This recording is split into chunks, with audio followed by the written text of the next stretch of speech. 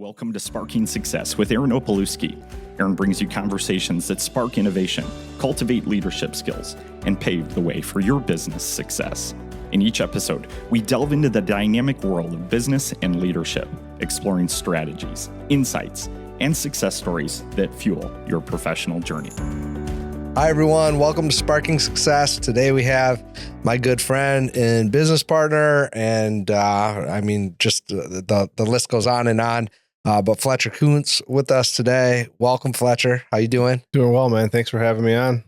Yes, thanks for being here. Fletcher's been on before, but not since we've been in the studio, and we've had a lot going on here. So today is officially day one of Fletcher being promoted to president of SparkTalent.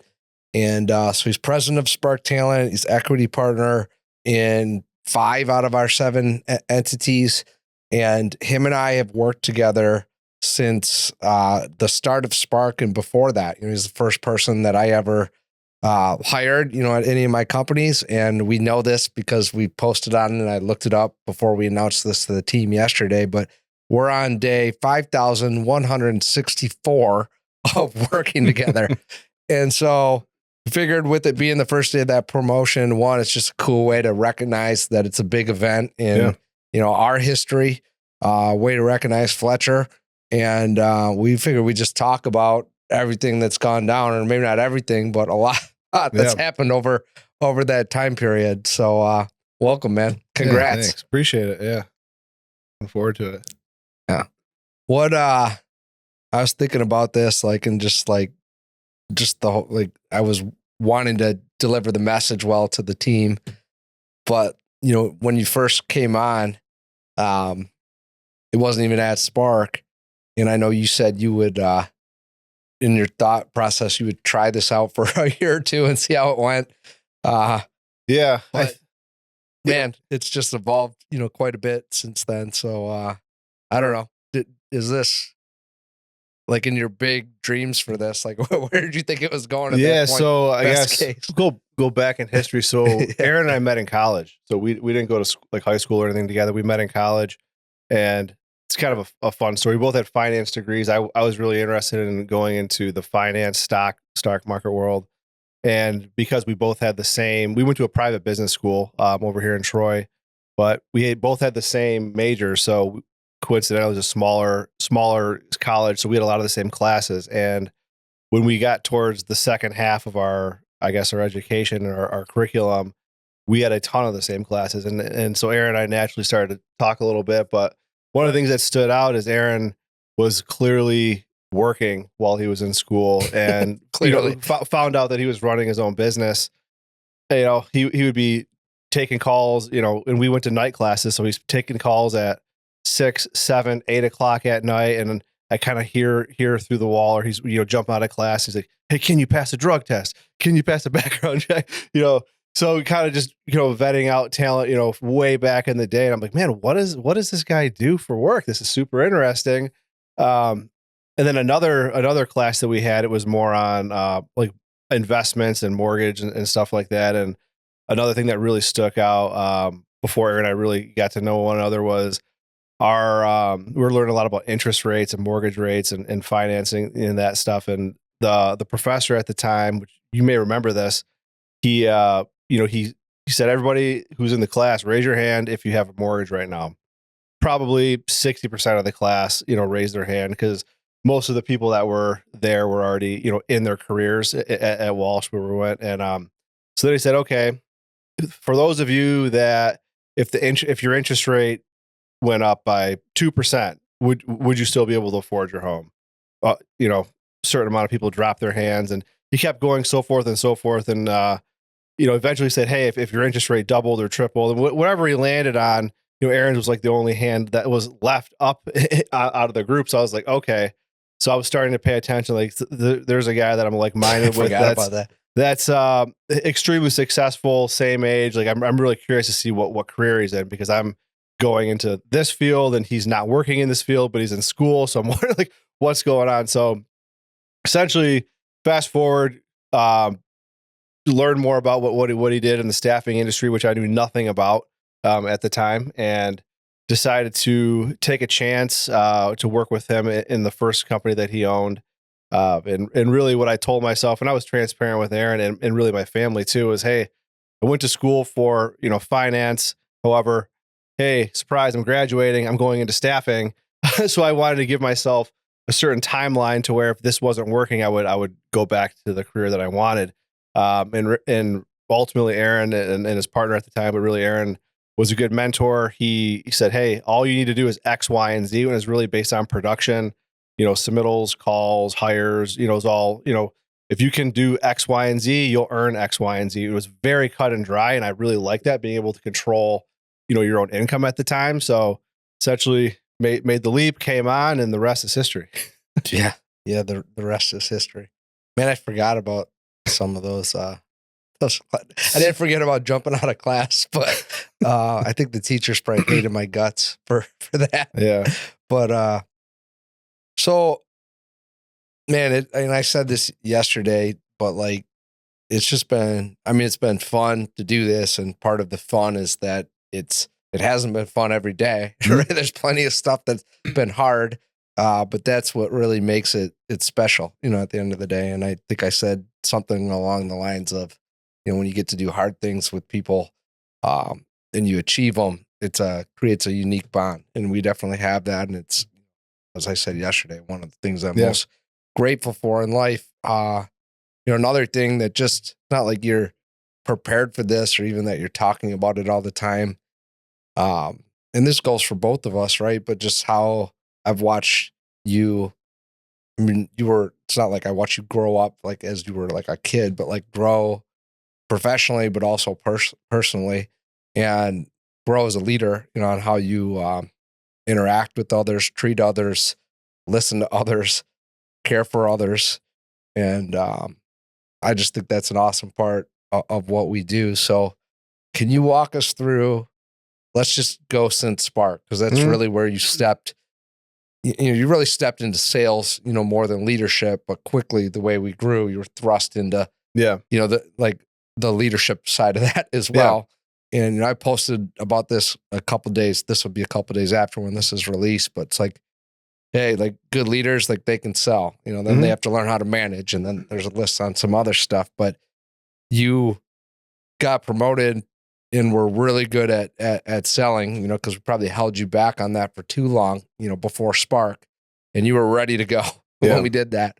And then you're probably thrust into leadership, maybe a little early, maybe not, but just, it was a lot coming at us at once.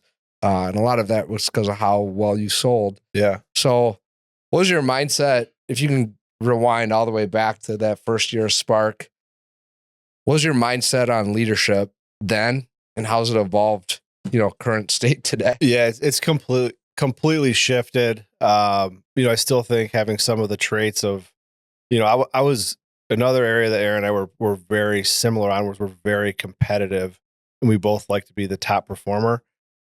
Just in general, like you kind of, as you mature in your role, or especially in leadership, that recognition gets deflected, right? So I had a really hard time, or I don't know anybody else that's transitioned from like straight production performance to leadership. It took me a little while to kind of drop the ego on that, I think. But when we first started, it was go, go, go. It was sell, produce. And then naturally, whether or not I was ready or not, we, took on some reports, had to develop them. But I can literally watch, or I can go back and look and see over time where, as you develop people and you assist them with sales and meetings or closing deals, even though you're the one that's driving a lot of that, and they're learning from it, allowing them to take the recognition and back off. So for a period of time, I would still pound my chest, so to speak. Sure. Oh yeah, I did that for you, or this is that, or, and that was something that took me a while to understand the impact to the team when they can see the win and get recognition for it and take full credibility. Stepping back, that creates a whole nother, skill set and performance from the group. And they also respect you more as a leader when you do that stuff. So continuing to do that, I think over the last 2 or 3 years, I've really gotten much better in that. Still got a ways to go just in leadership in general, but that was a big flip for me. And it took me, probably 5 years to really grasp the value of that. Yeah. And then working through that. But I think any young leader who's transitioning from straight performance into leadership, that's something they got to look themselves in the mirror on and be, hey, am I ready for this? Yeah. Well, that's, there's so much, and I've seen you grow so much, and I feel like, I've grown a lot. The company's, grown a lot, and that's needed. Like the company's not going to outpace the growth of the leaders. Yeah, that's about right. It's probably about 5 years where, which is a pretty normal thing within sales that cause we're recognition driven, we're results driven.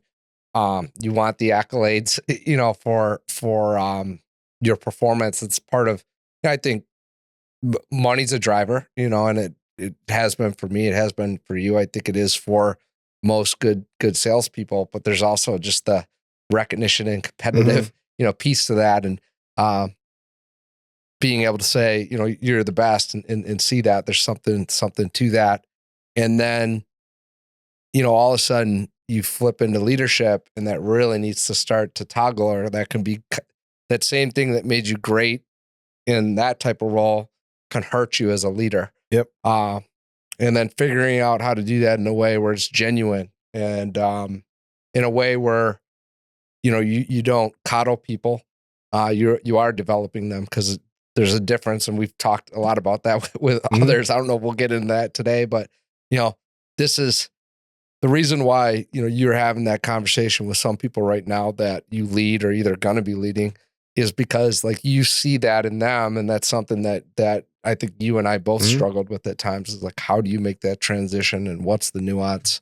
But yeah, that wasn't it's been a while now that you've been a lot better at that. Yeah. And I kind of was interesting to hear that again, because not that I forget, but I don't think about it a ton, because it's not what we're working on. You've evolved and got that down now. Yeah. And, but that brings me back. So I remember when we did have to combos talk about that. Yeah. It was a lot. And again, guys, he said, it's 5 years. So I think we talk about this a little bit now, and even talking about it out loud, I think is good for us. Is we ride the line of aggressive patience with people.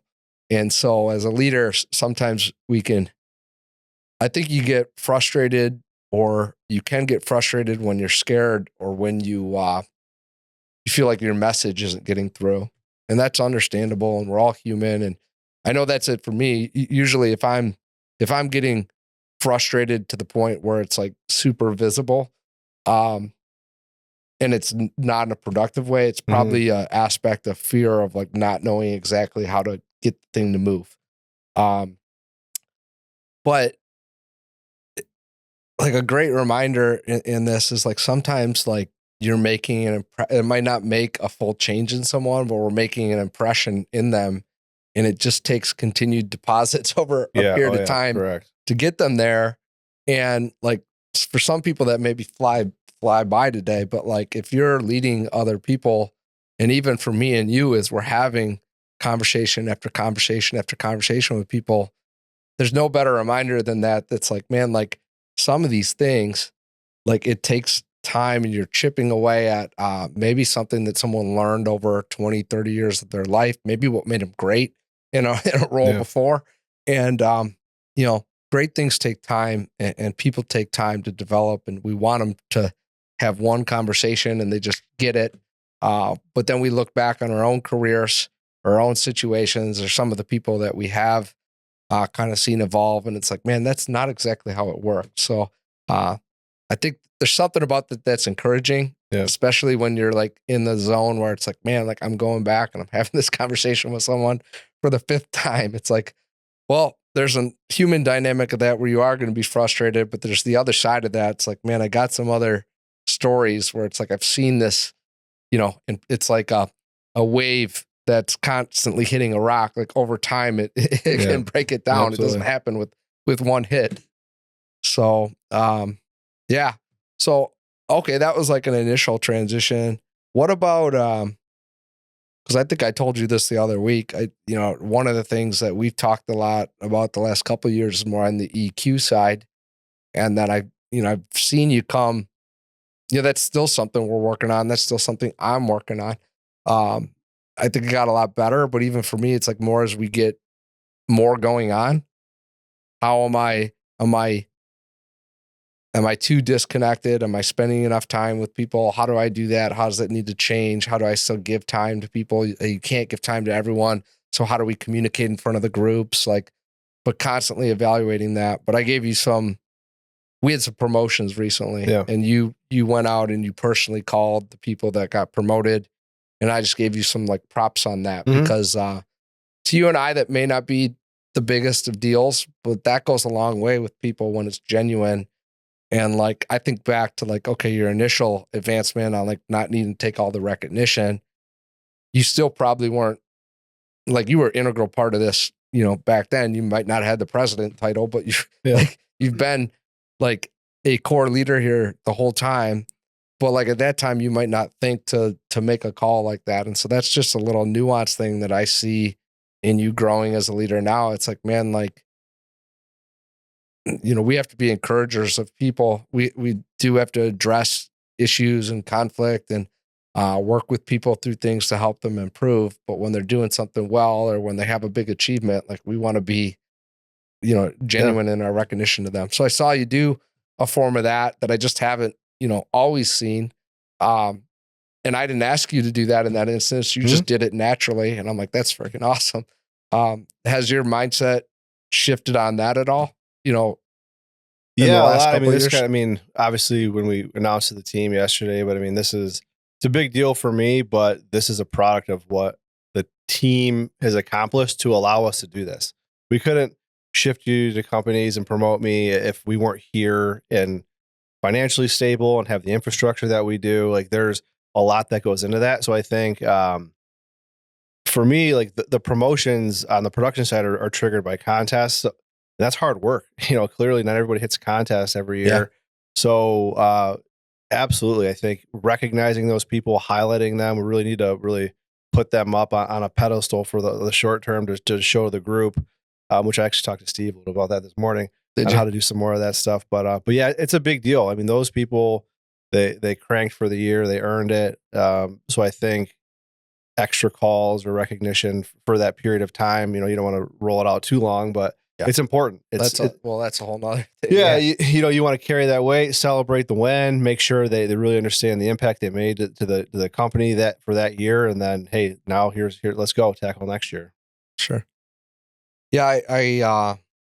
I'm excited to hear you guys are talking about that more, because I think that's a good idea. But then you said the other side of it is that you can over celebrate too. I think that's where we probably lean. Everything you got to find the sweet spot, right? You can, it's not. I don't think you can over recognize the team, but you can over recognize on one thing for too long. You don't want to ride the tailwinds of a success forever, because eventually those are going to run out. You got to keep stacking and compounding wins, and you want your big wins to compound to other. You want that momentum, from it. Part of momentum is not celebrating for too long. Yeah, and recognizing the right behaviors for the right tenured people too. I'm not.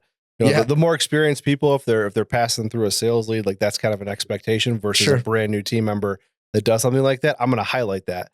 So to encourage that for the group. Yeah.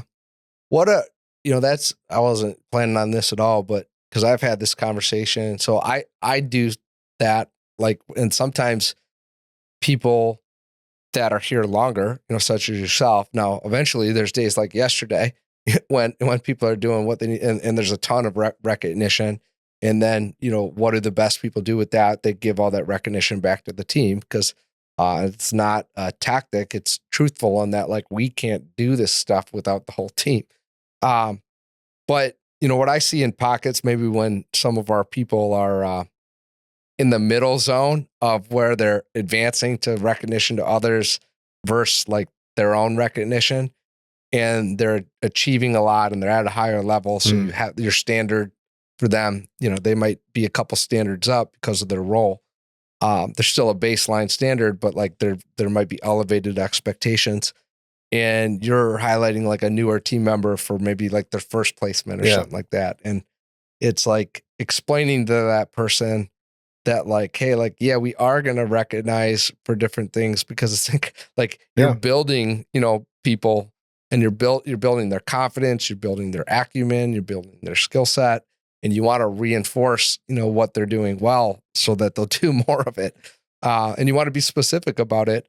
But you might not recognize someone that's $1 million a year producer, 800, 700,000 producer for a start that they got this week.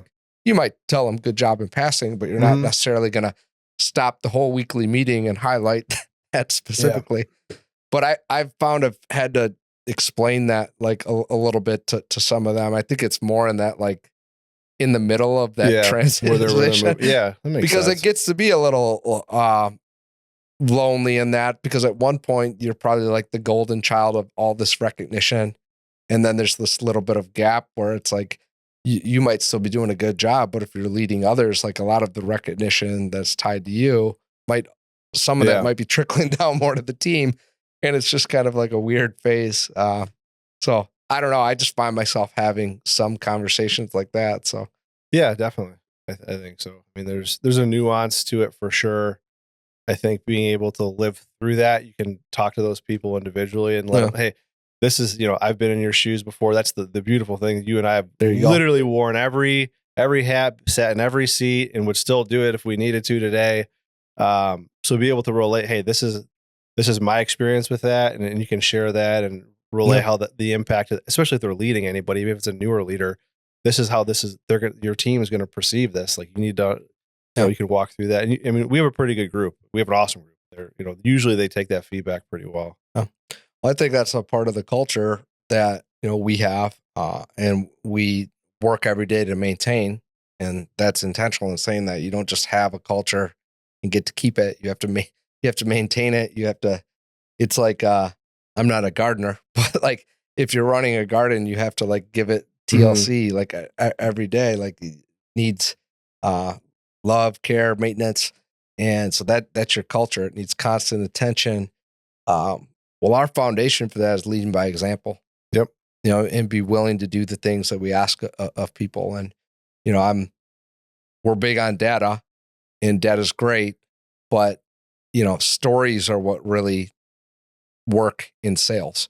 And there's all different forms of sales. We're all selling, part of sales is being influential in a positive, way to others. Well, the best way we can do that is to share stories of real life experiences where we might have gone through the same thing that person's experiencing. And that is unique, not only to our culture, but to some cultures compared to that's why we bring some people in from the outside, but they need to embody that or figure out how they're going to embody that or bring that into the team where they can help guide people with real life stories of how they've kind of like, overcome different, challenges within that you're going to run into within the work setting and maybe life, as well. Yep. And I think anybody that we've added, we've made some mistakes in the past and we probably could have worked through that faster. But I think anybody we've added externally, we know if they're a fit pretty quick now because they understand what they need to do to build rapport with the team. A lot of it's roll up your sleeves, produce, we have a much better track record of that in the last 4 years than we did in the first 7. Yep. No, exactly. So I think we're better at that. I think we communicate that also well to the people coming on if they're coming in a leadership role or anything like that. I think that's been a product of just we made some mistakes and learned from them, And that's like honestly, I feel bad, about some of those situations that we didn't have more experience and know what we're doing. Cause I think in some instances, maybe we just would have all agreed it wasn't a good fit, for a hire or maybe not the right time, to bring someone on. Cause timing has been a big, component of some of that stuff. And, I think we also just would have understood that like this, we love this so much. I love what we do. And there was a phase in what we're doing where I wanted this to be for everybody. Because I'm so passionate about it and it's changed my life. And see, as recruiters, like on the outside, whether we place someone at a company or not, we're looking for the right, fit for them. And so it's like you're You got the emotional side of it. You love what you do. You want it to be for everyone, but it was really, Andy Frisella helped me with this, like understand that like, no, like you're not going to be for everybody and your company is not going to be for everybody. And it's not only good, it's needed to tell people how hard it's going to be to work there. And it's like some things clicked for that with me because like, what was one of the first things I taught you in recruiting? Is to talk people out of a role, which sounds counterintuitive, but it's not to actually talk them out of the role if they're a good fit or it's a good opportunity for them. It's to talk them through the challenges that they're going to experience and try and set them up for success by working them through the worst case scenario. And if that still sounds like something that they're interested in, they have a higher probability of it being a good fit. For whatever reason, struggle to do that internally. I think it's probably some success. We brought you on. It worked out. We had brought, some other people on. Not everyone, but it worked out. When we started Spark, our first couple hires did great, right out of the gate and never worked in the industry. And I think some of that was a product of us being able to have them, hip to hip with us at that point. But if you look at kind of the next stage of that, where we started to make some of those mistakes, I think success was probably our biggest roadblock on kind of that next stage. I think it was, at least for me, because I just thought we could bring people into our system and make it work. And I wasn't as focused on culture and characteristics, even though we were starting to talk about that and we were building that. I think we were evolving and maturing in it probably. Yeah, I think we have a more specific focus now than we did when we first started. I mean, I think we were just so intrigued with just growing.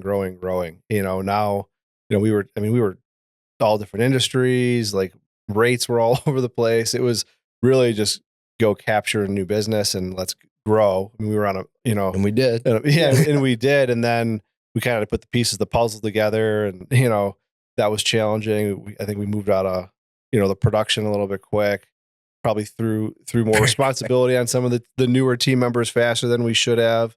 It was done with the best of intentions for sure. But you want to make sure everybody's prepared for that instead of setting them up for failure. Let's talk about the future. And man, the world's changing quick. So I don't think we know for sure what everything looks like. But what are you most excited about? Well, the new role, like taking on a lot of the responsibilities. I mean, the team. I mean, so many people reached out to me, which was really cool to see. Awesome. That made me happy. Even former people that worked here were messaging me and commenting on LinkedIn and stuff. So but it's just on there. It's fun. Yeah, it's neat to see that because not a lot of people know the history and the work that you and I have put into this, and so it's exciting to finally be here. It happened. We talked about it for a while, and it was like, hey, we're ready to do this, and it was like, all right, here it is. So that's pretty cool. But I think really what we're building, just holistically with the portfolio, I mean, this is a game changer. Like we're able to go in to any customer and help them anything, talent acquisition, HR solutions, marketing. We have experts in all of these areas. So I'm excited to continue to work with the team in collaborating to get everybody, moving towards one mission here with that. Because we got some newer companies and some newer leaders, and people are close with their customer base and they have relationships, and there's a lot of pride that goes with that. But what I've seen on the flip side is when we do make that happen, the growth of the clients, the relationships, it's tenfold. So really getting everybody injected, in the right opportunities and working with the group on that is really exciting. I think we've seen a ton of growth over the last couple of years. And it's just, we're just scratching the surface. We say that every year and we're growing every year, but really we're building a pretty good powerhouse over here. So that's exciting. Yeah. Well, I think that's what's been fun about the last, since we decided to, and it wasn't even like when you first heard about Spark Packaging and I told you about that, and I'm like, hey, I want you to have, some equity in this. Mm-hmm. I don't remember. That's not the exact conversation, but it's not like I came to you and say at that point, like, hey, Fletcher, there's going to be this portfolio of companies. Like we might have talked on it like a little bit, but it was still kind of coming together. And then as that worked, we talked about, then it got a little more clear when we, set up the next company, even though what we thought we were going to do with that ended up transitioning based on skill sets that we had inside the company. And we learned a lot, from that, I think. But, it's been fun as that kept evolving. And ultimately it's like, hey, we are going to put together this portfolio and we'll break off these niches. And as it stands now, we want to have 13 of the right companies. We're at 7 right now. So we're trying to add the right 6. And we turned down a lot more than we're willing to accept. And even you and I have had some conversations on that. It's like, hey, I'm having this conversation. And, the conversation is about, is there a niche and an acumen, but similar to those, like when we're talking about some of those mistakes and it was just growth. Well, the conversation is like, how is this going to integrate in? How are they going to work collaboratively with the team? Because that's everything, now is like, we got to have it. I mean, people are probably tired of me talking about that because it's all I talked about pretty much all year in every meeting. Yeah. And I don't know that we'll talk about some other stuff, but that's going to be a key component because it is the key component that we work together well and look for opportunities to introduce, each other from a standpoint of helping each other out, sure, but no, just focus on what's best for the customer. And could we, find a way to deliver value?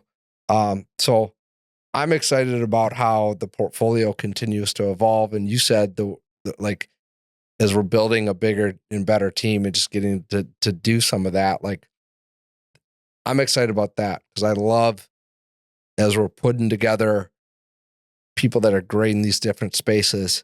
And then, great people want to be around other great people. And so the more we have that, just I think the more fun that I have in some of these meetings that we have internally or with the customers, because we're able to just put a great group together and we all get to work together. So we've done that. As you said, we have a great team and that's the goal, is keep building that team up. And at the same time, make sure that they're embracing all the changes that are coming with technology. Because I think the other thing that I'm most excited about is a lot of people that I respect, also that they think the next 4 or 5 years is going to be a complete game changer, for business and the opportunities. And multiple people have said they think it's going to be the golden age of workforce solutions. And I think we're just positioned right, more than ever to take advantage of our past experiences and keep going after getting better every day and adapting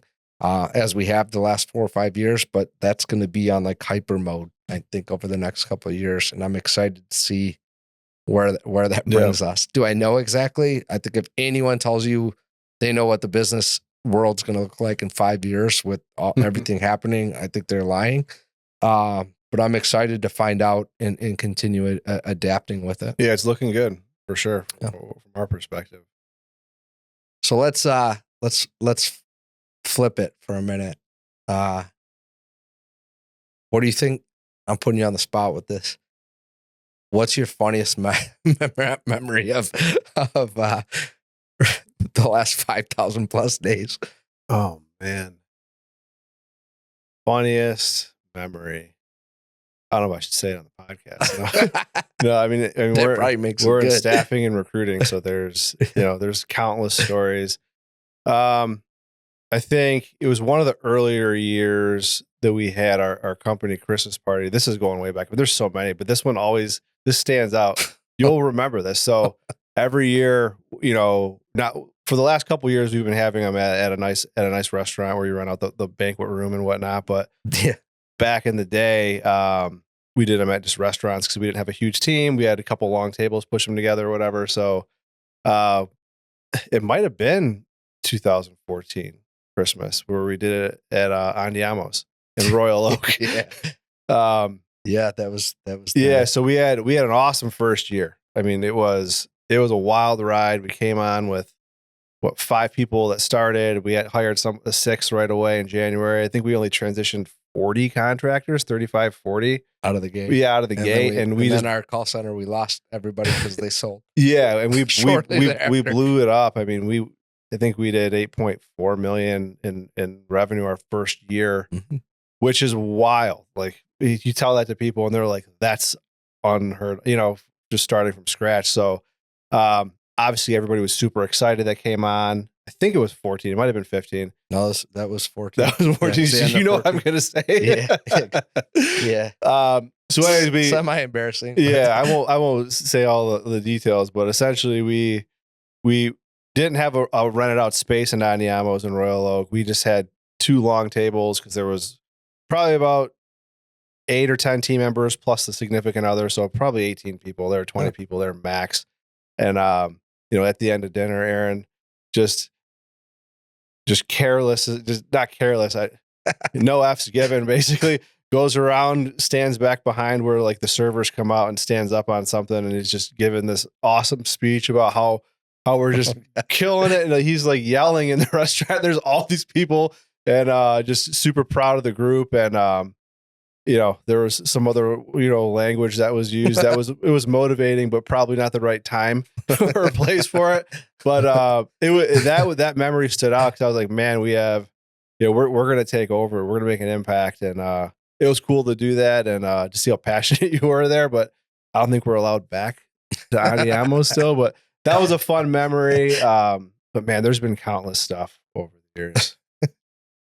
Yeah, that was. I remember that. I do remember that. So little embarrassing, but no, we were excited, and I think a lot of that was great. I think we also had, what do you know? That was right around the time where the next year we grew like another 100%.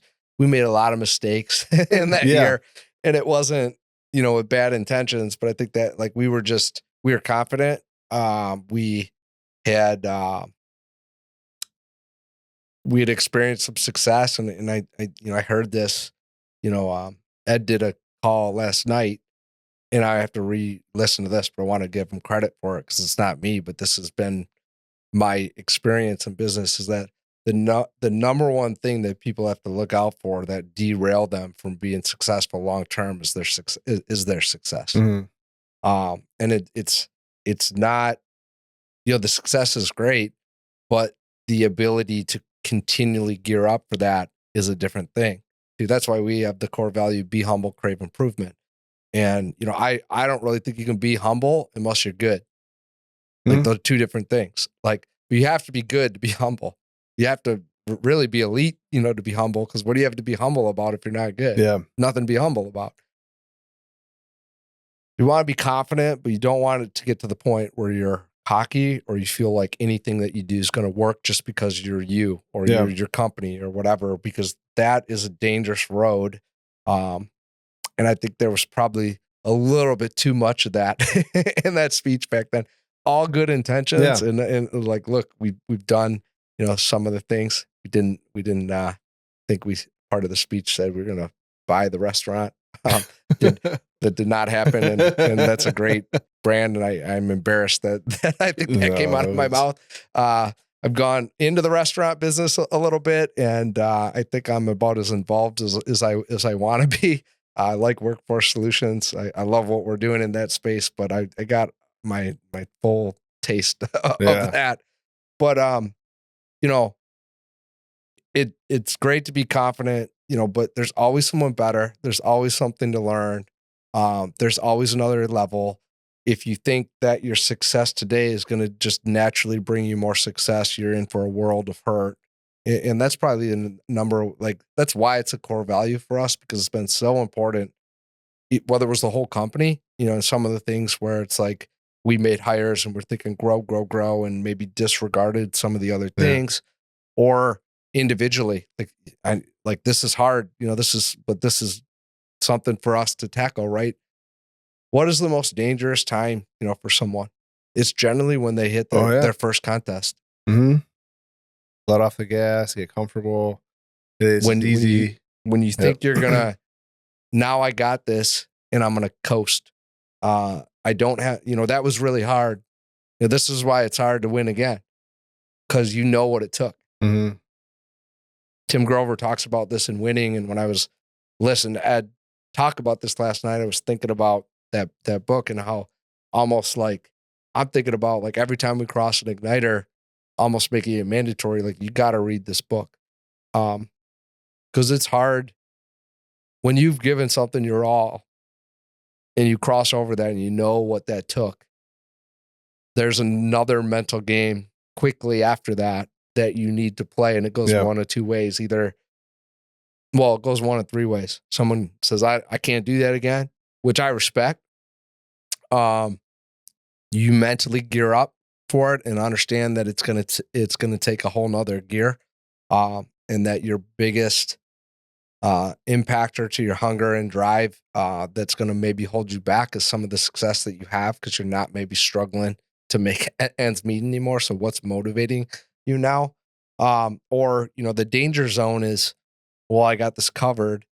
So you know what? I reached my first contest. You know what? And I did that because I stayed late and I made, 5 extra submittals and I did this and that. You know what? I'm not going to do that anymore. I'm going to just go through the motions, or I'm going to do this. I don't really care if someone works from home or not, but I'm going to work from home more. I'm not going to stay late. I'm not going to, set my day up. And it doesn't have to be them pulling resumes anymore. They can use technology to do it. But like I'm not going to do those things that brought me to the conversations that created that result anymore. Well, that is just setting up someone for a world of hurt. I think that's the number one thing we have to look out for within that, and why we have that core value. Because it's like, that's what you're trying to teach that person. Or where do you see it else? You hear me say this to our top people: big fish in a small pond. Yeah. It's like, bro, like we got all these rankings. Like I want you to be confident. I want you to be proud, because that's hard to do. And the more people we put here, or as we add to the portfolio, we switch the MVP to, one for the whole portfolio. Like these things get harder and they should mean more, but you're still this is a $250 billion, plus industry, over 200 million in North America. And, we don't even have a 1% of that. So there's other people that are doing this at a higher level. Don't think you're anywhere close to the best. There's just way more room for us all to improve. And so we should be proud of our accomplishments, but we should understand that there's much to go and we got to figure that out. Like if we think we've arrived, like you're going to go backwards. Yeah. Especially with, some of the people that have been top performers that are kind of set in their ways and they're less open to adapting to new solutions that we've come up with or not come up with, but have integrated into our system, over the past couple of years with engagements or RPO style, solutions, or even like fixed model billing, where like they don't care to learn it. They want, hey, I'm good at this. And then all of a sudden a couple people get some wins on that and it grabs their attention.